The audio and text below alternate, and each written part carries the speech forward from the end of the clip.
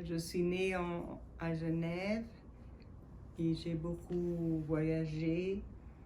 Mon père était de la société Ciba Novartis et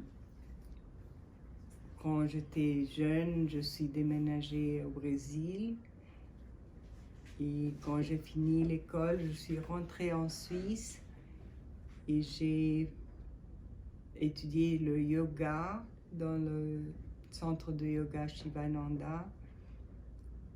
Et après, j'ai fait l'université en langue et j'ai toujours aimé les arts.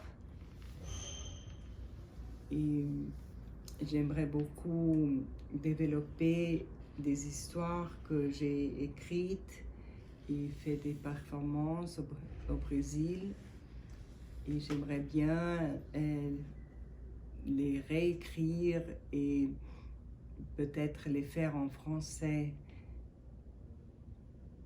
Les histoires sont des histoires des personnes de ma famille qui ont vécu la Première Guerre, la Deuxième Guerre en Europe et après ont croisé l'océan pour venir vivre au Brésil. Mon père était autrichien de Vienne. Ma mère était née en Argentine. J'ai vécu à Buenos Aires, à Bâle en Suisse, à Genève, à São Paulo, à Salvador, ça c'est le nord du Brésil,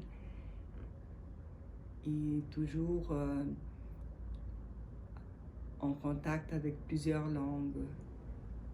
J'ai appris l'allemand avec mon père et ma grand-mère de Vienne. Avec ma mère, j'ai appris l'espagnol, l'anglais. Et au Brésil, j'ai appris le portugais. Et en Suisse, j'ai aussi appris le français. J'ai aussi vécu au Canada, à Montréal et aux États-Unis. Au Brésil, il y a un grand centre culturel qui s'appelle SESC. Et ces performances étaient faites là-bas avec une équipe. On a traité beaucoup de photographies que j'avais en noir et blanc. Et on a fait des animations avec ces photos pour faire les histoires. Et on a aussi utilisé des scénarios pour chaque étape de l'histoire. La famille de ma mère s'appelle Schwab. Elles sont suisses. En Suisse, il y a beaucoup de cousins, cousines.